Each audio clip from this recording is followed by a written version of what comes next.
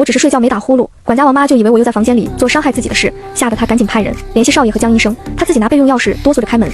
傅时琛本还在会议室里和蓝鼎集团的代表洽谈着几千万的新项目，接到电话，二话不说拿起钥匙就往地下车库冲。新来的秘书不知事拦着傅时琛，总裁，我们待会还要去见国土局局长。你这话还没说完，傅时琛满脸阴鸷，眼神似刀，语气冷冽，滚开！秘书被这强大的压迫感吓到，不敢再多说，低下头，双腿微微打抖。等傅时琛走后，整个人瘫坐在地上，眼泪不自觉地流出来。他只是不明白，还有什么能比这4000万的项目以及见局长重要。傅时琛一路不知闯了多少红灯，往日半个小时的路程，他愣是缩减了一大半。回到傅宅，江苑还没到，杨妈正轻轻地拉扯着我，想把我叫醒，床上的人却一点反应都没有。傅时琛看着躺在床上的人，脸色微白，安安静静的，无论杨妈怎么叫都没反应，像是没了生气。刚才脚步急冲的傅时琛，如今双腿好似灌了铅，每走一步都无比沉重。少爷，我叫不醒他。杨妈此时已经是泪流满面，明明一大早还活蹦乱跳的让他改口，现在却躺在这一动不动。傅时琛红着眼走到我身旁，俯下身，将手放在我鼻子处，等感受到那浅浅的气息，才闭上眼，深深吸了口气。江苑来的时候，一进门就闻到浓烈的兰花香薰的味道。哎呦喂，这是要毒死谁？江苑嘴上打趣，动作却不慢。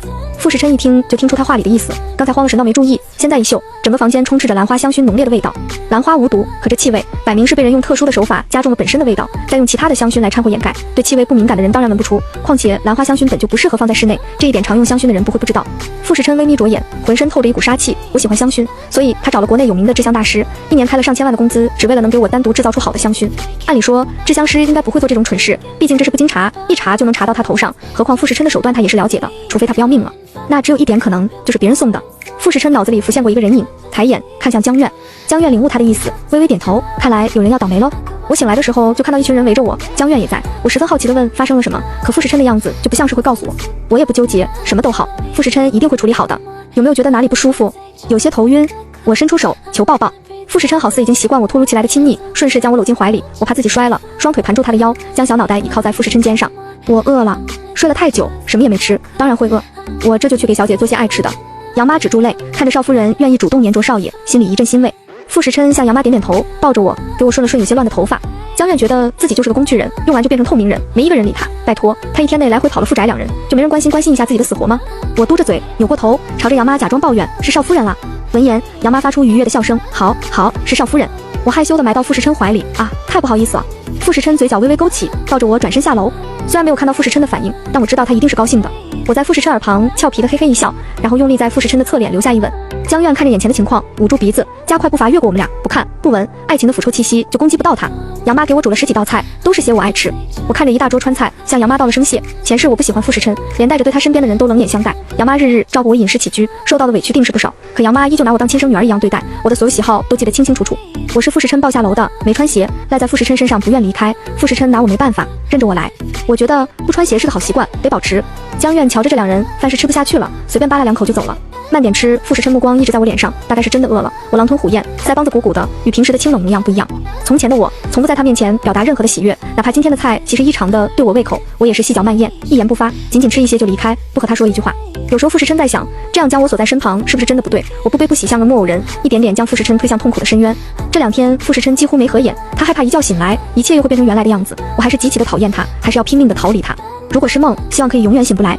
我顾着吃，不知道傅时琛心里的想法，我只觉得开心。杨妈的手艺一直都很好，我前世都是克制自己没怎么吃，这一世一定要吃个够。阿琛，真的好好吃。我给傅时琛递了块鱼肉，傅时琛目光沉沉，启唇将鱼肉吃进嘴里。他不吃辣，却觉得嘴里那块鱼肉比任何山珍海味都好吃。我这么亲昵的叫他，还是略小的时候，那时我们感情也还算不错。在我没有被云老先生强制嫁给他之前，我见到他时也是会扬着笑和他打招呼，甜甜的叫他一声阿琛哥哥。好吃吗？我扭过头看傅时琛，眼里星光点点，像是在等夸奖的小朋友。傅时琛轻轻拭去我嘴角的汤子，我咕嘟一下把嘴里的东西全都吞了下去，咽了下口水。傅时琛很好看，这么的近距离，我盯着傅时琛又浓又密的睫毛，棱角分明的下颚线，我总想做些什么。然而还没等我想做些什么，傅时琛整张脸离我越来越近，然后他的唇就附在我的唇上。傅时琛对我向来小心翼翼，连吻也是隐忍又克制，蜻蜓点水般的碰了一下就离开。我还没来得及反应就结束，心里一顿懊悔，怎么能就碰一下就结束了？傅时琛看着呆住的我，语气里带着点点愉悦，挺好吃的，挺好吃的，说的是菜还是人？我听他说完这话，脸一下涨红，抬起双手捂住自己的脸，鸵鸟一般埋进傅时琛胸膛，好害羞，这么多人在呢。杨妈和其他几位在一旁伺候的脸上带着笑，互相打了个眼神，默默地退下了。不吃了，你快抱我上去。傅时琛没忍住，低低的笑，埋着头的我都能感受他胸膛那处轻微的震动。我红着脸跟着笑。杨妈他们走了，你可以继续吃。傅时琛拍了拍我的小脑袋瓜，怕我没吃饱。我慢慢的抬头看，瞟了一眼四周，已经没人了。饱了，你抱我上去，我换个衣服，你陪我一起出门好不好？傅时琛挑眉，将我额前的一缕头发别至耳后。云小姐，你知道我1小时挣多少钱吗？我学他挑眉，有我重要？傅时琛站起来，将怀里的人提了提，我吓得赶紧搂紧他。确实没有，走吧，换衣服去。蓝调被放鸽子的几人现如今还在会议室里面面相觑，虽然他们才是这次合作的主导方，但是副总谁也得罪不起。过来前领导千叮咛万嘱咐，一切顺着副总的意思，钱可以少挣，副总这个人脉是非要不可。他们现在如坐针毡，只希望副总能赶快回来把这项目谈完，他们好回去交差。公司那边上层领导见他们迟迟未归，不停地发来信息催促，警告他们千万别惹出什么事，否则要他们吃不了兜着走。若是方案不合适还可以改，可现如今是什么问题他们都不知道，只能心里暗暗叫苦。然而他们心里盼望的人像是已经忘了这回事，陪着个女孩子开开心心地逛了几个小时的街。明日是爷爷的生日，我买了挑了半天没买到合适的礼物，正发愁，躺在床上翻来覆去的睡不着。傅时琛手头还有没忙完的工作，一回来陪我简简单单的吃了些东西，就一直在书房里没出来。2楼4间房，我和傅时琛各一间，还有一间书房和一间衣帽间。上一世结婚当天，我和傅时琛约法3章，要他不能踏进自己的房间半步。傅时琛不说话，算是应允了。现在我有些后悔，咬牙，这不是自己害了自己吗？我跑到衣帽间，我记得自己之前有一件很性感的睡衣来着，翻了半天没找到，额头冒汗，最后挑了件略微露骨的睡裙，满意的跑去洗了趟澡。傅时琛听到敲门声的时候就猜到是我了，我脚步轻快，他听了动静就知道是我。家里的佣人一般不上2楼，只有杨妈每日打扫房间才会上来，况且现在又这么晚了。傅时琛倒是好奇，这小丫头又想干什么？阿星，进来吧。我吐舌看了看自己的穿着，有些扭捏，我打开门，将头探进去。阿琛哥哥。傅时琛正开着视频会议，众人不敢出声，只听到有道甜美的声音从副总那边传来。阿琛哥哥，居然叫得如此亲密，平时也没听说副总身边有什么女人出现啊。世人谁不知，傅氏集团总裁傅时琛不近女色，出席的酒会里没一次带过女伴，有些存着坏心思，一心想拍马屁的人，不知道明里暗里送过多少女人过去，没一个能碰到傅时琛的。傅时琛年少成名，手下的傅氏产业遍布全球，仅仅用了几年的时间，就直接登上了全球财富排行榜榜首。然而就是这样一个鼎鼎大名的人物，新闻却从没出现过他的身影。用傅时琛的话来说，就是不喜欢，别烦我。也有个别媒体工作是死猪不怕死开水烫，用些手段偷摸着跟拍到一些无关紧要，制造些花边新闻来，结果还没来得及编辑排班上报，公司一夜间就直接倒闭。傅时琛这是杀鸡儆猴，其他的新闻媒体自是不敢再越界。如今居然让他们听到副总那边传来女孩的声音，想知道他们还能有活着的机会吗？傅时琛怔了一下，怎么了？声音温温和和，再一次把对面的几个人吓到了。这还是刚才声音冷冽，让人大气不敢出的副总吗？我把心一横，推开门，快速的跑到傅时琛那，一下扎进他怀里，今晚一起睡。我不知道傅时琛在开会，何况我也没听到其他人说话的声音，所以说出的话大胆又露骨。傅时琛眼疾手快，用脚将电脑踢转到另一边，让摄像头拍不到我。今天先这样，明天再聊。声音恢复冷冽，明显是对电脑对面的几个人说的。我一脸懵，抬头哈，直到听到身后电脑传来陌生的声音，好的副总。众人急忙挂掉视频，我整个人僵住，脸色变了又变，我这是社死现场吗？哇，活不下去了。我内心崩溃，僵硬的站起来，两眼呆滞。那个我先出去了。傅时琛觉得有些好笑，将我拉回来，扣在怀里，看了看我，眼底闪过一丝不知名的情愫，又很快被他压下去。我穿着个吊带睡裙，裙子及膝，露出修长笔直的小腿，不爱穿鞋的老毛病，赤着脚反而显出小脚的圆润。低胸的裙子，我身材比例完美，锁骨也格外好看，两只纤纤玉手正搭在他肩上，因为害羞漂亮的脸上白里透红。傅时琛不着痕迹地咽了咽口水，假咳一声，怎么了吗？我欲哭无泪。我能说没什么，只是想说你这话吗？要是没发生刚才的事也就算了，我咬咬牙还是能说出这种不要脸的话，如今是怎么也开不了口。呜，丢死人了！头顶传来傅时琛发出的愉悦笑声，我不敢正眼看他。没关系，他们没听到，就算听到了也只能装聋作哑，谁敢多说什么？我知道他是在哄我，小手轻轻捶他，不和你说了，我要去睡觉，不是要和我一起睡。傅时琛止住笑，一本正经地问。我迅速捂住他的嘴，别说了别说了。被捂住嘴的傅时琛这下真的是眉眼带着笑，将放在他唇上的手拿下来，握在手里。阿星先去睡，明日还要回云府。那你怎么还不睡？傅时琛不说话，看着我，过了会才回答，我不敢。不敢。我好奇地望着他，我不敢。阿星，我怕一觉醒来你会变成原来那个你。闻言，我心脏突突的疼。是的，傅时琛一定很害怕吧，害怕自己再变回那个不爱他的我，就像我也很害怕，害怕一睁开眼身边就是阴曹地府，我再也来不及好好爱他。我是被傅时琛拉起来的，昨晚在床上辗转反侧，直至清晨5点多才睡着。我眯着眼换了件衣服，然后任由傅时琛叫来的化妆师摆弄着。到了车上，勉勉强强打起精神。傅时琛的座驾是布加迪的暗夜之王，落地1亿多。我记得为了买到这辆车，傅时琛还带着我特地跑了法国一趟。车很好看，连我这种不懂车的都觉得它很炫酷。买回来没多久，傅时琛就把它过户到我的名下。我当时还觉得多余，毕竟谁会开这么贵的车到处招摇过市。江苑坐在驾驶位，主动又热情地和我打招呼：“小祖宗，早上好。”我倒也习惯他这么叫，热情地朝他点点头：“早上好，江苑。”别的不说，我要是没理他倒还好，我这么一回，江苑反而有些慌。小祖宗，你是不是被鬼上身了？啊，不可怕吗？一个本来很讨厌你的人突然很热情地回应你的问候，搁你身上你不慌？傅云深一记眼刀飞过去，江苑老老实实地闭了嘴。好的，不可怕，当然不可怕，老大都不怕，他怕什么怕？江苑，你还想去挖石油吗？我声音懒洋洋的，对江苑来说却是平地一声雷。江苑抓方向盘的手差点没稳住，他猛地摇头，我有错我闭嘴，我唇角微勾。其实江苑也是个很好的人。我看向副驾驶，那坐着一个好看的男人，戴着个针织帽，将染着半白半黑的头发微微盖起。大家都穿着正装，他却穿得很随意，一身的休闲装，浑身散发着冷冷淡淡的气息，和话多的江苑形成鲜明的对比。我对他略微有印象，率先主动：“早上好，凌霄。”这下车里的人全都震惊了起来，连傅世琛都皱起眉头。江苑这回事真的没控制住，整辆车险些撞到路边的栏杆。江苑，傅世琛下意识地护住我，避免我撞上前方的座椅。他的声音里带着怒气。江苑稳了稳心神：“对不起，老大。”不怪他，就连副驾的凌霄内心都掀起惊涛骇浪。凌霄一直在岛上从未离开，也是前些日子岛上出了些意外，他不得不来找老大，顺便帮老大把 A 一股新出的黑暗势力解决掉，才养了好几天没回岛。按理说这里应该没人认识他才对。反之，凌霄是知道我的，傅世琛亲近的几个手下没人不知道我，但他们几个都算是隐在黑暗里悄悄做事的人，手段残忍又血腥，老大不可能主动向我介绍他们几个。我也突然意识到自己说错话，开始默不作声。我想起来知道凌霄是在我还是道游魂的时候，我死后傅世琛布了局，将隋静和陆离都关到了一座小岛上，那时候去接应的就是凌霄。凌霄是有手段的，而且并不怎么好看。他把隋静关在一个小黑屋了，每天抓些岛上的毒兽放进去，然后第二天又用江苑给的药治好，如此反复。隋静被折磨的人不像人鬼不像鬼。我看着季节亨又害怕，隋静脚下那一只只正在啃食他身体的毒蛇和满是血腥味的黑屋都明明白白地告诉着我，傅世琛对我是如何一味的忍让。此时傅世琛先开的口，打破这死一般的寂静，打招呼是对凌霄说的。他这话一出口，说明暂时不想深究。凌霄明白他的意思，没有回头，直直地看着前方。嫂子好。我顺着傅世琛给的楼梯就下。你好，我好，大家好。一点都不好笑啊，小祖宗啊，在睡会。到了我叫你。傅世琛扯开话题，问我今早拉着我起床的时候，脸上的黑眼圈明显，想来是没睡好。傅世琛心疼得紧，想让我继续睡会，但是老爷子那边又打电话来催促，说务必早回。傅世琛不好多说些什么，只能拉我起来，到时在车里再不补觉。不睡了，睡不着。我倚靠着傅世琛，就要见到爷爷了，我有些忐忑和喜悦。傅世琛怕我靠得不舒服，将我抱起放到腿上，让我倚在他怀里。说白了，其实就是他想抱着我而已。我靠着傅世琛，听他强有力的心脏跳动的声音。阿琛，我很想爷爷。我被爷爷逼着嫁给傅世琛之后，和爷爷之间的矛盾愈演愈烈，我已经很久没回去看爷爷了。傅世琛有一下没一下的顺我的头发，缓缓开口，就快到了。约莫过了2小时，汽车驶入偏僻的山路。云府建在郊区，政府体恤云老，挑了块僻静环境好的地，给造了个大院。云伯义退隐以后一直在这养老。绕过一片树林，远远就能看到云府。外头2个哨兵各自手里抱着一把 AK， 虽是深山老林，却依旧严肃以待。其中一个看到傅世琛的车下来拦住。傅世琛的车来过很多次，每一次依旧需要检查。江苑停车，摇下4面车窗，士兵绕着车检查一番，看到傅世琛立正站好，抬手敬了个军礼，道歉傅少，例行检查。傅世琛朝他示意点头。士兵这回才看见我，脸上露出欣喜。大小姐，我心情格外好，和他也打了招呼。我的爷爷7、80年代跟着国家领导人做事，手里握着军事权，暗地里给国家解决了不少明面上办不了的事，手腕强硬，事情处理得也干净，为此备受国家器重。后来我父母车祸双亡那年，云伯义心疼我，又怕别人对我照顾不周，于是直接退了位。上面的意思是一定会保护好我，让我茁壮成长，只求云老能再管几年。周边邻国一些自起政权蠢蠢欲动，不停地朝着边界来回试探，若是云伯义退了位，怕是不易压住。云伯义是铁了心要回去照顾我，上面也不好多说什么，只能派人守好他。虽是国家功臣，得罪的人也多，不怕1万就怕万一。停好车，我几人悠闲地往主宅走去，一路遇见好多个巡逻的士兵，每个看到傅世琛和我都会停下敬军礼。傅少，大小姐，我已经很久没回来了。众人看向我都是一脸喜悦。我应了一路，云府这些士兵都在云伯义手下当了10几年兵，我也几乎都是他们轮番带打的，只要是在云府大院里的，没人不知道我。我身上不拘小节、有勇有谋等一些品质都是和他们待久了养成的。至于傅世琛，也是在我父母去世那年同一场车祸里被云老捡回来养的。我看着身边熟悉的一草一木，内心感慨小时候在这发生的一幕幕在脑海闪现，以及爷爷在我去世后坐在我房间里悲痛欲绝的模样。我牵着傅世琛的手渐渐握紧，傅世琛感受到我情绪的变化，握住我的那只手，用食指轻轻敲了敲我的手背。我此时却已红了眼，眼泪在眼眶里将要流下来。还知道回来了。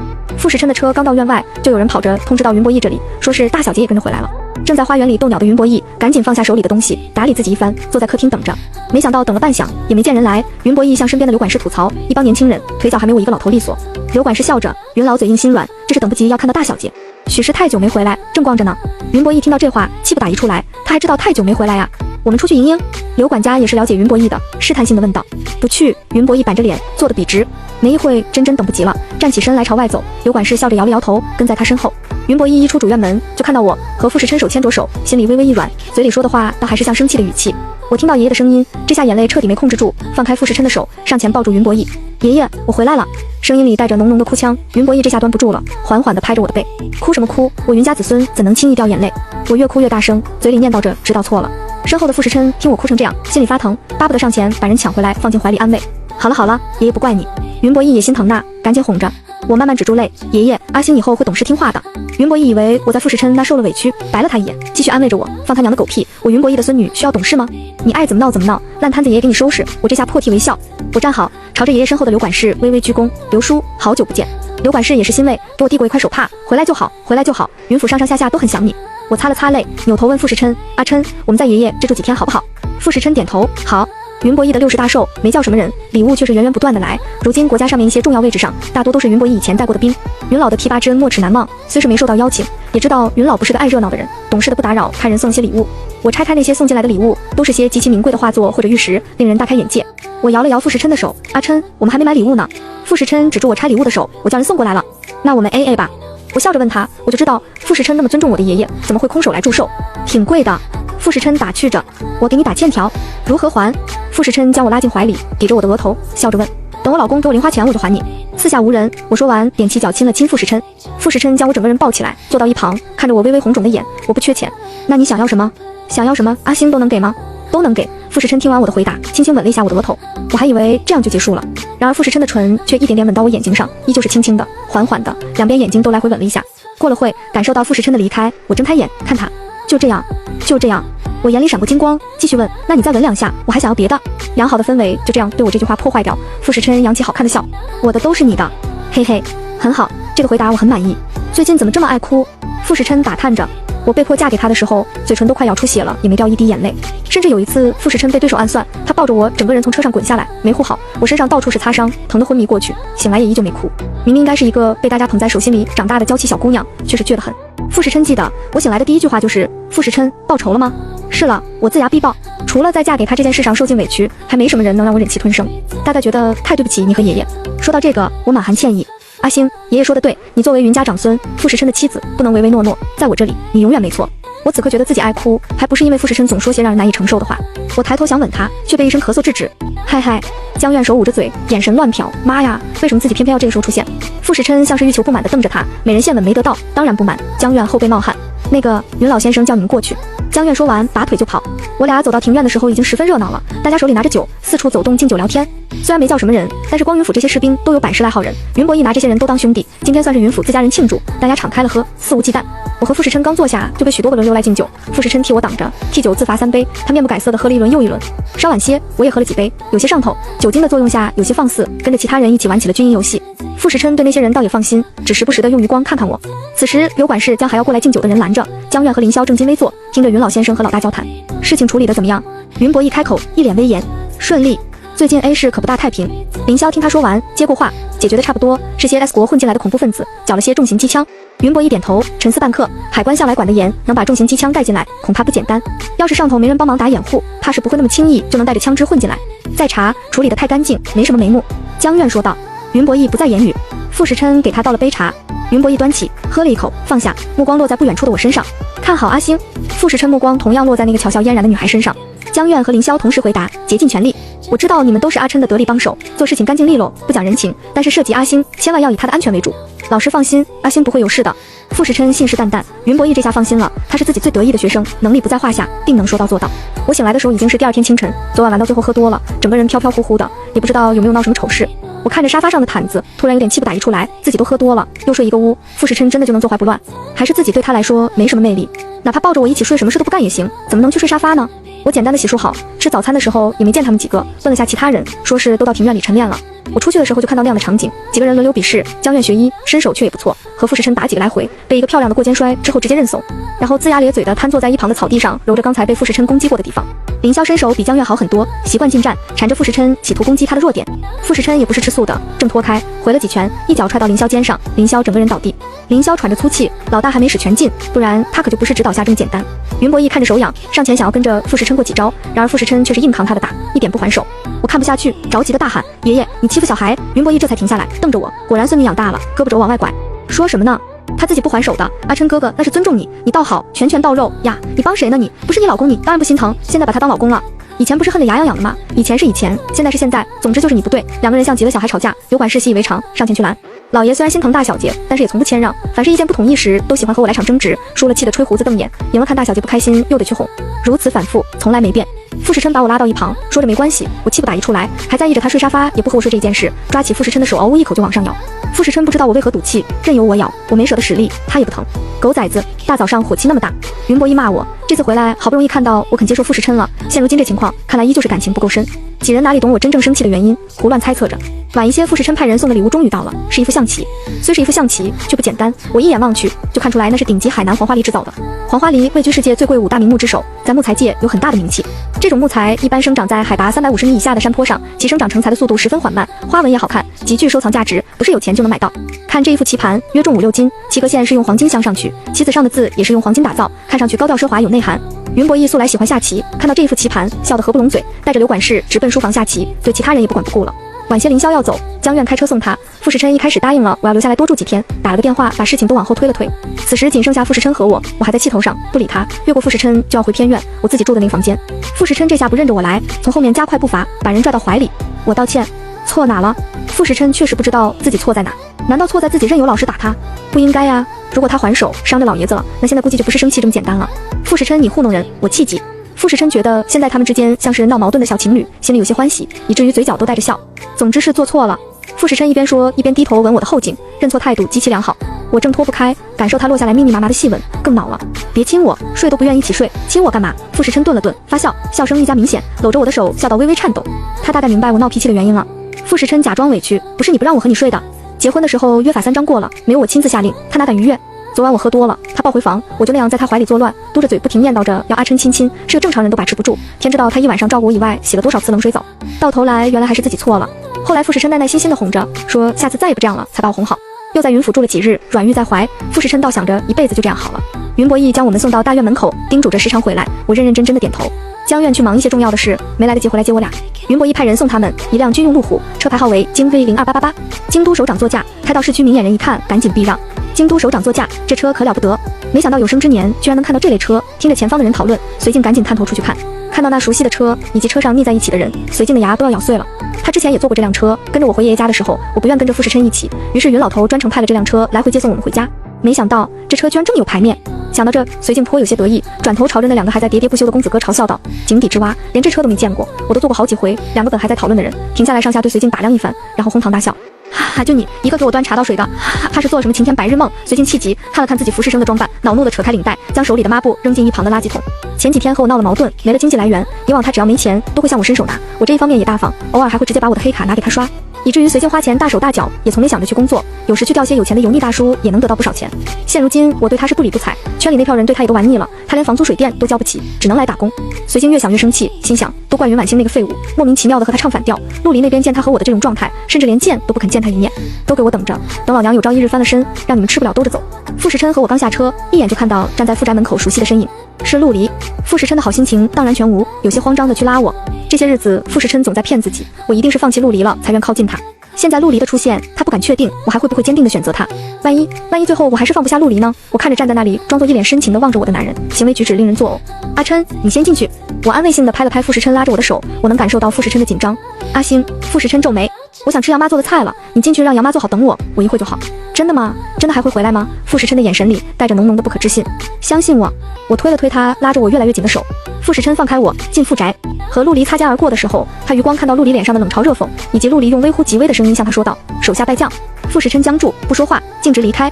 陆离越发得意，傅氏集团又怎样？财富榜首又怎样？他的老婆还不是爱着我？你来干嘛？我没好脸色，说话无比冷漠。陆离只以为我被傅时琛困着，心情不好。阿星，我听随静说你最近被傅时琛严防死守出不来，我担心你，就想着来这看看。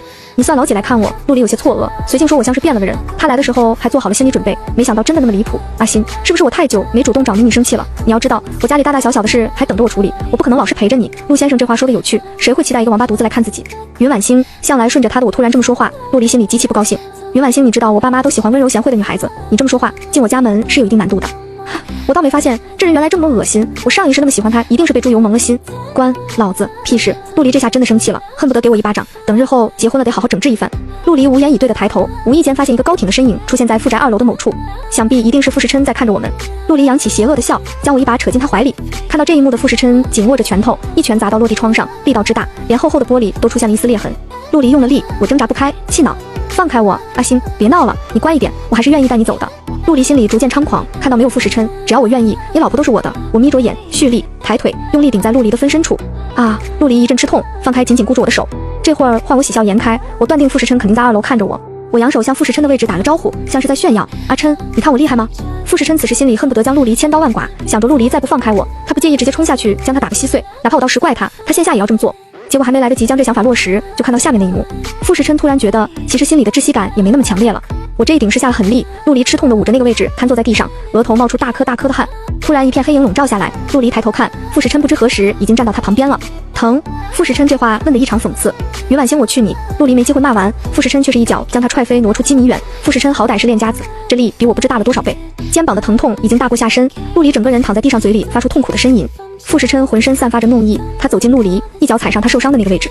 啊！陆离痛上加痛，除了大叫，说不出任何话来。傅时琛嘴角扯出嗜血的冷笑，手下败将。陆离此刻只想求饶，我错了，阿星，阿星，求求你帮帮我。说是求饶，他宁愿向我认错，也不愿承认自己不如傅时琛。阿琛，听听这狗叫声，我有些开心。半句话没搭理陆离。傅时琛脚上使力，只听陆离肩胛骨的位置发出咔嚓一声脆响。傅时琛眼神发狠，语气带着浓浓的警告意味，别找死。说完伸手牵住我，收敛起一身戾气，走吧，回家吃饭。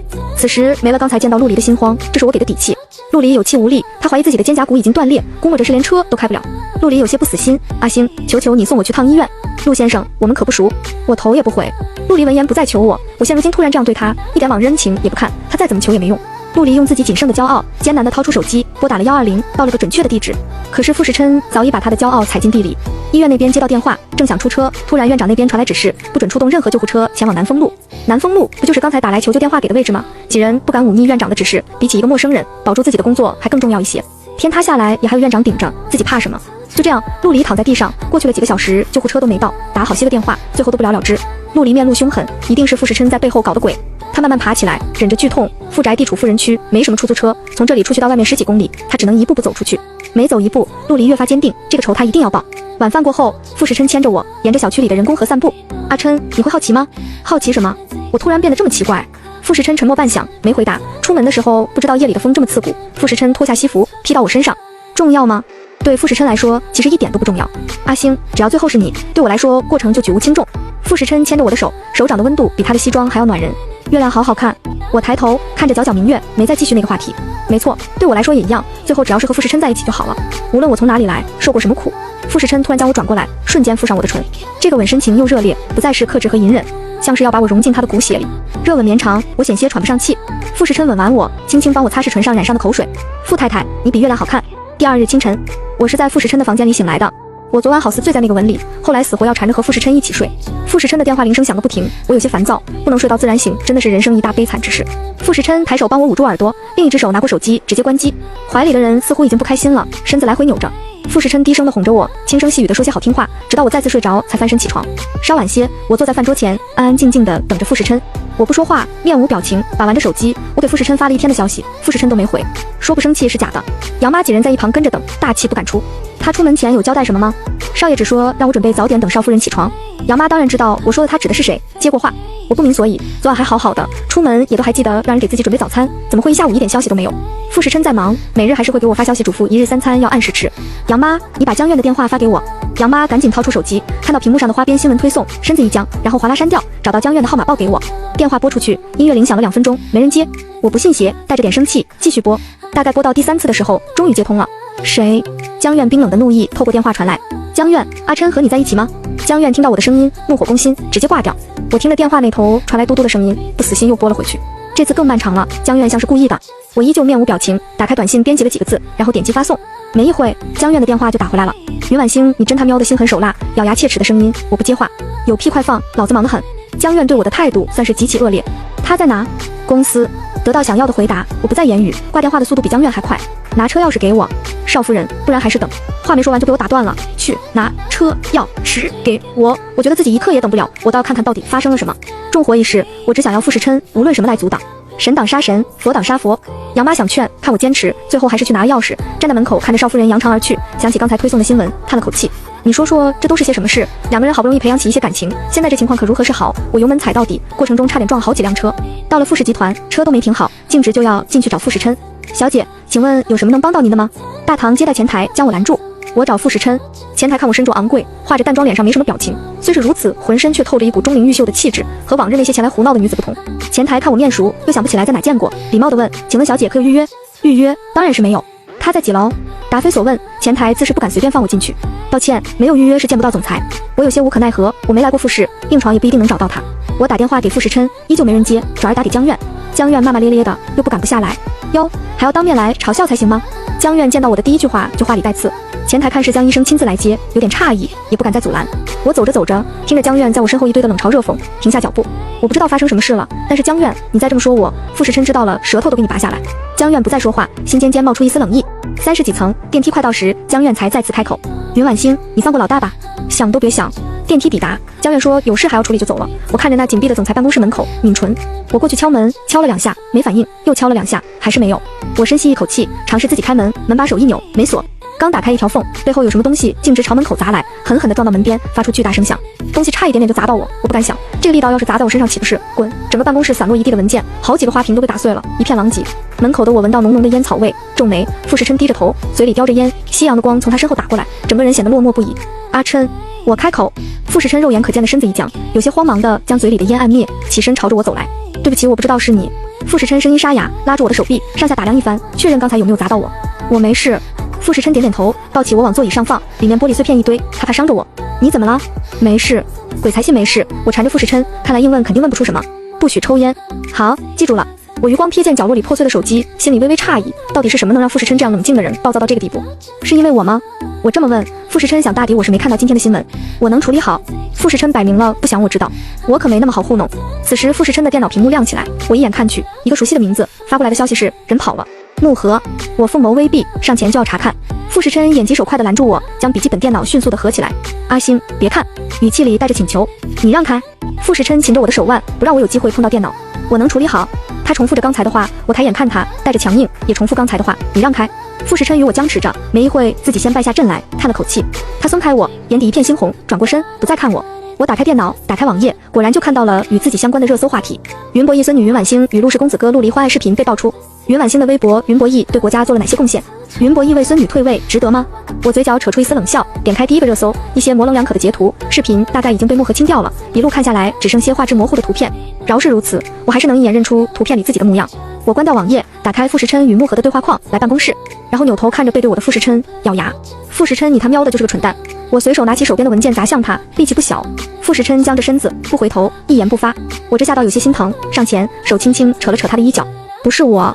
闻言，傅时琛身子动了动，转过身，目光落在我的手腕上，看着我手腕处的泛红，大拇指轻轻的抚摸。刚才他抓得紧，我细皮嫩肉一个人，那些力就在我手腕上留了印。对不起。傅时琛声音暗沉，带着歉意。刚看到视频时，他只觉得整个人心脏疼突突的疼。他把视频下到电脑里，一帧一帧的去看，那里面每一声欢愉的叫声对他来说仿佛死刑。还好不是我。可如果是我呢？会怎样？傅时琛不知道，或许会嫉妒，会发疯，会生不如死。是 AI 换脸，我知道，所以找了木盒。就是知道，所以才更加觉得对不起。我毕竟是一个女孩子，现如今网络上吃瓜的人，永远无法身临其境的知道身处舆论漩涡的人会是怎样的境地。造谣一张嘴，辟谣跑断腿，何况有些人并不在乎真相，他们只想要一个可以茶余饭后拿来交流的谈资。真相一出，他们也只会说一句：哦，原来是这样。这才是傅时琛痛苦的来源，比枪林弹雨砸在自己身上疼上100倍1000倍。对面找的人还算厉害，傅时琛看了2遍才找到细微的破绽，在不敢确定的情况下才找的木盒。厉害如木盒，也花了半个小时才找到原视频，将其黑掉，然后通过 IP 地址找人。老大，木盒直接推开门，看到我，倒吸一口凉气，转身就要走。那个，我待会再来。穆老师，我叫住他。木盒身子一顿，回头手摸着鼻子悻悻的笑。宝贝徒弟，好久没见。木盒是心虚的，看到我腿肚子都发抖。怎么说，在木盒还是巅峰时期，黑客界里混得风生水起的时候，就被老大派去 A 大教书。教什么？当然是计算机课程。为什么？当然是为了我。我一个姑娘家，什么文学或者医护不学，非要报个计算机网络技术。傅时琛担心我在学校磕着碰着，于是就把木盒安排进去，美名其曰照顾我。放他娘的狗屁，不就是要木盒给我不动声色的摆平大大小小的生活琐事吗？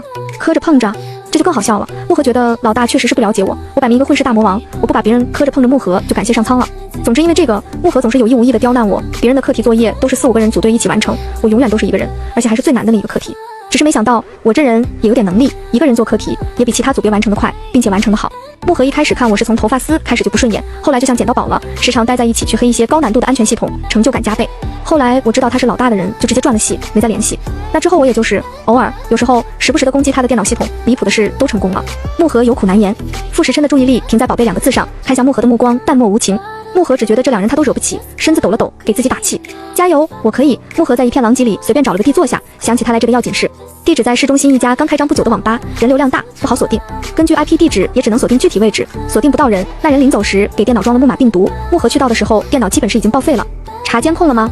傅时琛抱着我一起坐下，被黑了。木盒当时还感叹地夸赞一番，说做事挺周密。多久？我毫无感情波澜地询问，顺手给傅时琛整理有些乱了的领带和衬衫。2个小时，可真慢。我扯扯嘴角，表达对木盒的不满意。木盒听到这3个字，鸡皮疙瘩都要起来。以前我就总是说他慢。一开始，木盒看我笨手笨脚的时候也这么说我，只是最后事情往木盒控制不住的方向发展，变成了我一边叼着棒棒糖，一边冷眼看着他噼里啪啦的打代码。你行你来，木盒不服，底气却不足，毕竟我真的有可能比他还快。哦，不是有可能，是肯定。我不接话，假装委屈，将头埋进傅时琛怀里，说话的声音不大不小，恰好让在场的人都听到。阿琛，他凶我。我感觉你在无中生有，暗度陈仓，你在凭空想象，凭空捏造。哎，老大你可要明察秋毫啊！我什么时候凶他了？骂你罪加一等。傅时琛向来配合我。木盒一口82年的老血要从嘴里喷涌而出，真狗啊！你们2个1个小时总行了吧？木盒敢怒不敢言。半个小时。傅时琛朝着木盒说话的声音带着不可忤逆，像是拐个弯告诉木盒，半个小时做不到自己想后果。木盒赶紧将傅时琛的电脑拿过，不再言语，认认真真的做事。半个小时，那是老大和我的速度。木盒想，自己再怎么说也不能说得太难看。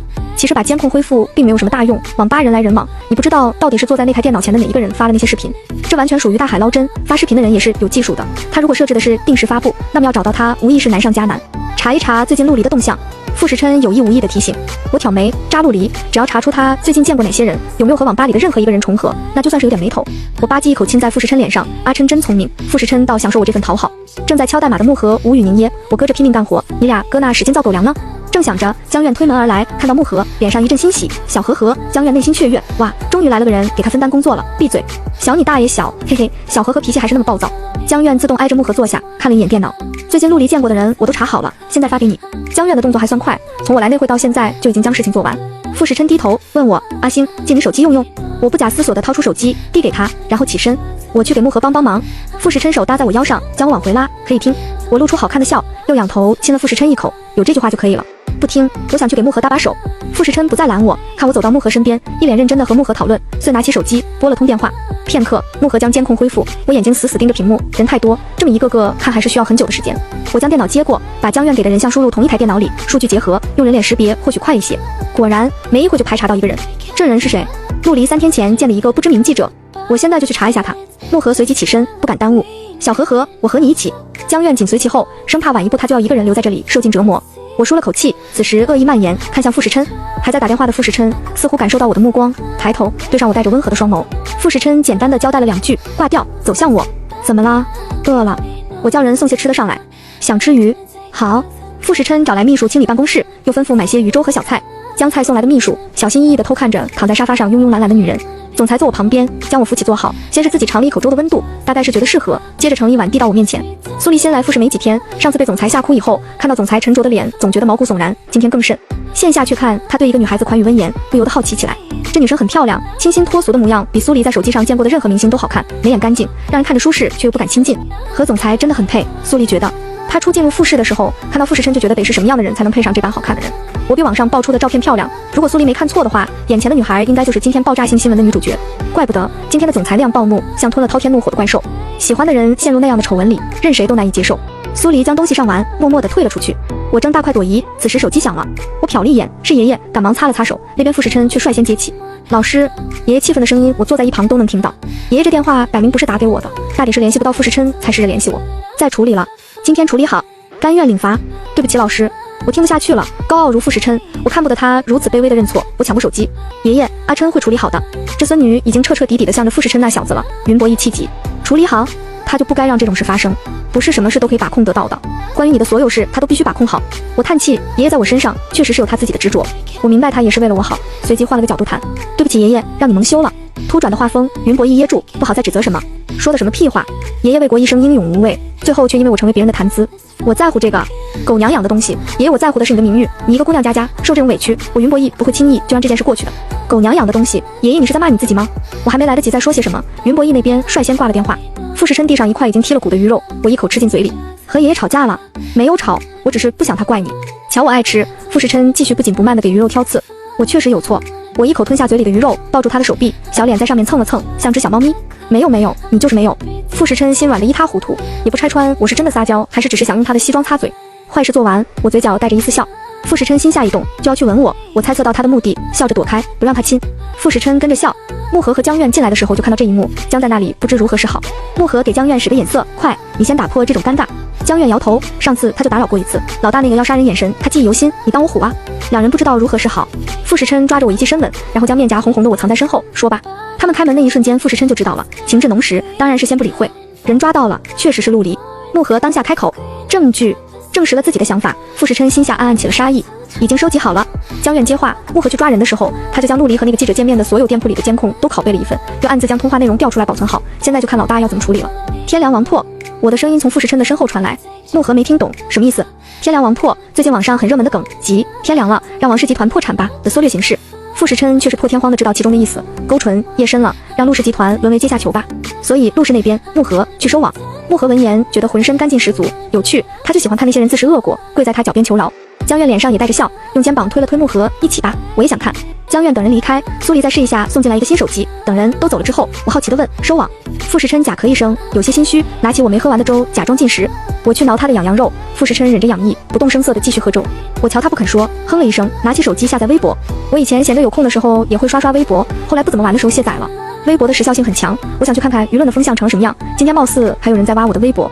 我刚登录上去，手机叮叮当当响个不停，我已经做好了被各种污言秽语攻击的准备。小姐姐一定要擦亮眼睛啊，一定很难过吧？这种事被爆出来，抱抱。漂亮姑娘，我前天还在酒吧看到视频里的男主角身边阴艳艳哦，不想你被骗，毕竟是云老的孙女啊，她一定很心疼。我靠，这么好看一颗白菜被猪拱了。无论如何，希望你好，顺便帮我转达一下敬意，告诉云老他始终是英雄。一路看下来，难听的话没看到，我有些感动。阿琛，你说我以前是不是瞎，喜欢陆离那种人？傅时琛思索一番，放下勺子，说的真诚，我觉得是。我被他的模样逗笑，倒在沙发上。阿琛说是，那就是了。看到什么了？没什么，只是大家都在劝我擦亮眼。傅时琛微微的笑。木禾那边打来电话，傅时琛让我在办公室等他一会。我点点头，继续刷起微博。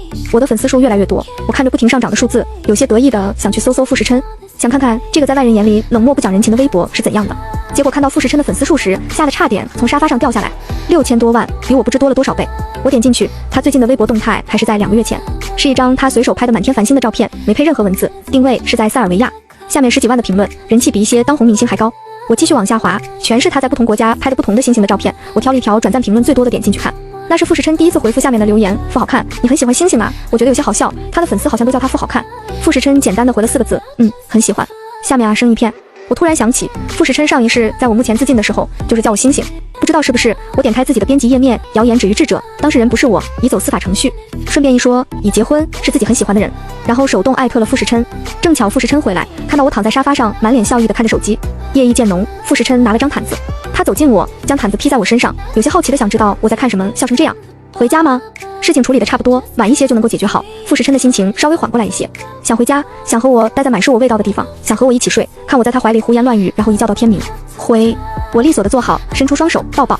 傅时琛乐在其中，走的时候惊了一路的傅氏员工，前台看着总裁抱着那女孩离开，想起来他是见过我的，并不是在今天的微博热搜上，是1年前在车库，他看见我气冲冲的从总裁的车上下来，总裁一脸无可奈何的在身后跟着我，怪不得他说眼熟呢。1年了，看来总裁的地位还是没有上升啊。回到家，我去洗漱，傅时琛到书房里继续处理后续。杨妈欣慰不已，看着两人一起回来，真好，一切都在变好，少爷终于不用再那样孤身一人。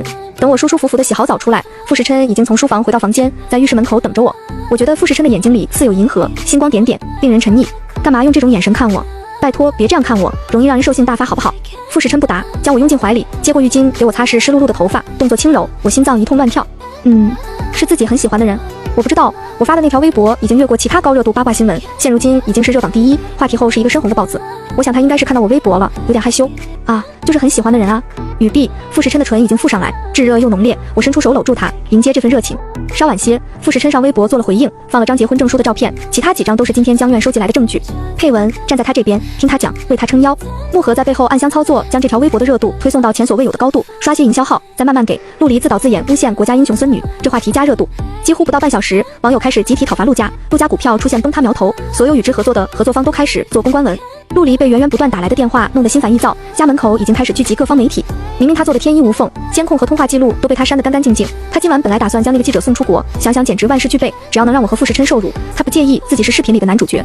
谁能想到，短短一个下午的时间，傅时琛那边居然将局势反转到这般局面上。现在他爸妈那边也不停地给他打电话，一些好不容易洽谈成功的生意伙伴都开始反悔。陆离牙都要咬碎了。当陆离觉得只要沉浸几天，话题热量就会过去的时候，真正把他送进深渊的是云博弈新发的微博。为了此事，云博弈特地开通了微博，拍了个视频。视频里，云博弈穿着朴素衣服的边边角角还能隐隐约约地看到有些小破洞。大家好，我是前任军委主席、京都军队上将云博弈。本人于此就今日爱孙云婉欣的视频做出回应。视频里的人不是婉欣本人，她任性爱玩，不羁但不放荡，性格有些小毛病，但为人正直干净，不会做出有羞于丈夫、有辱于爷爷的事。我一生为国家效力，却在晚年看爱孙承受如此欺辱，仿佛痛在我身，实在是觉得茶饭不思。云博弈恳求，希望国家能帮我，替他澄清，还他一个清白。我看着爷爷发的视频，想哭又想笑。爷爷虽然朴素，但还很看重自己的着装，那破破烂烂的衣服，大概是为了显得委屈翻箱倒柜找出来的。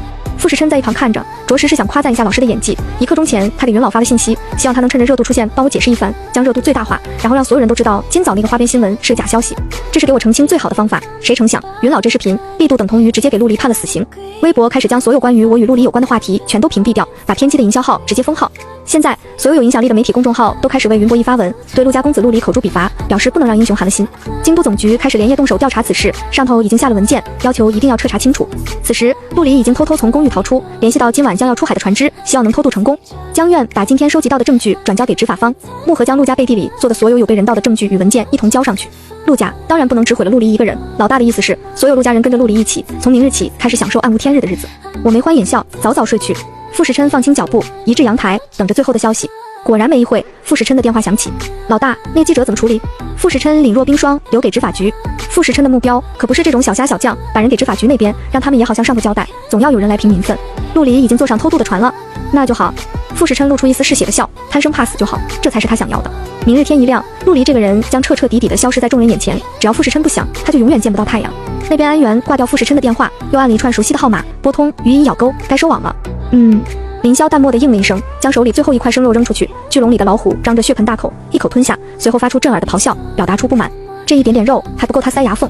对着自己的爱宠，林霄显得比对人更有感情。他唇角扬起笑，别急，明天就有好吃又好玩的了。老虎像是听懂了，朝着林霄又是一声巨吼。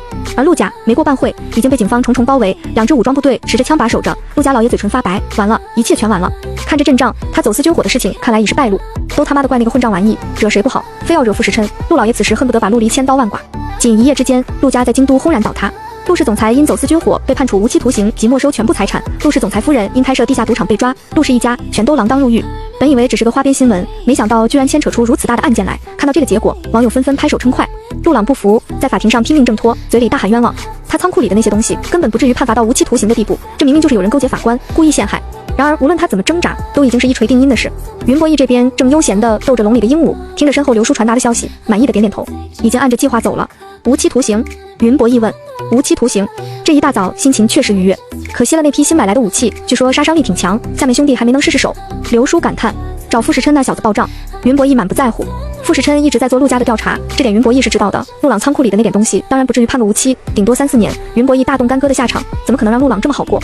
东西是他派刘叔和手下的弟兄偷摸着放进去的。傅时琛的脾气，云博弈不是不了解，他相信傅时琛最后一定会引导警察查到那方面上。傅时琛做事从不给人留后路，这点倒是挺像他的。云博弈转身回屋喝茶，接下来的事就交给他们那些年轻人去处理吧。陆朗的事一出，众人的目光全都聚集在他身上，完全忘了陆离这号人物。陆离那边连夜上了船，海上没有信号，压根不知道陆家发生了何等翻天覆地的变化，只是一觉醒来，整个人已经被关在黑漆漆的屋子里。傅时琛告诉我晚些有个新闻发布会，希望我能陪着一起。我看着他期待的眼神，有些心酸，我好像从没陪傅时琛参加过任何一个晚宴。我此时坐在傅时琛身上，假装勉强，可以拒绝吗？傅时琛眼底闪过一丝落寞，很快，然而我还是捕捉到了，可以，你在公司等等我，开完发布会就接你回家。我想先回家。傅时琛沉默，低着眉眼，微微叹息。我让江苑送你。我本只想逗逗傅时琛，看他这样，有些于心不忍，收起开玩笑的心思。家里你送我的那套黑色天鹅裙很好看，大概会适合发布会。傅时琛的眼光很好，将我的喜好琢磨得透彻，所以也很喜欢给我买东西。衣帽间里大部分的衣物珠宝都是他给买的。以前的我虽然喜欢，但从来不碰。那时的我只想着不要和傅时琛产生任何联系。傅时琛一愣，然后发笑，那我们先回趟家。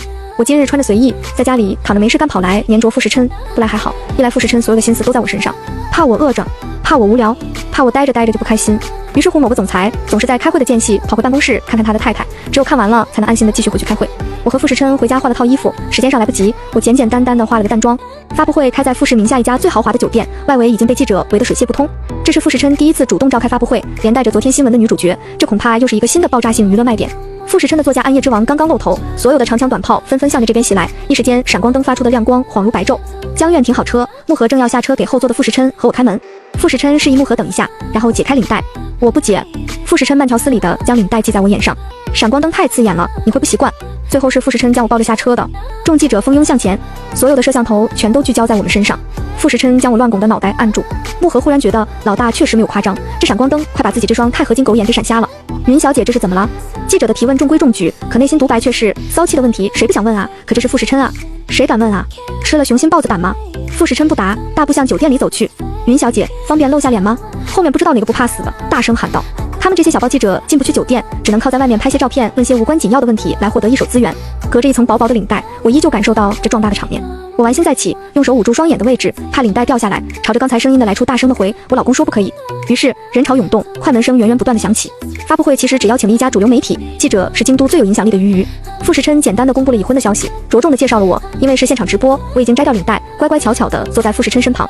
鱼就着昨天的新闻问了几个问题，我因为紧张，额头冒出一丝汗珠。傅时琛看出我的不舒服，眼神示意一旁的江苑通知所有人赶紧结束。记者似乎和傅时琛有些交情，傅时琛留下和他交谈几句，我到一旁等他。木盒将手里傅时琛的西装踢到我身上，与我并排站在一起。恭喜你。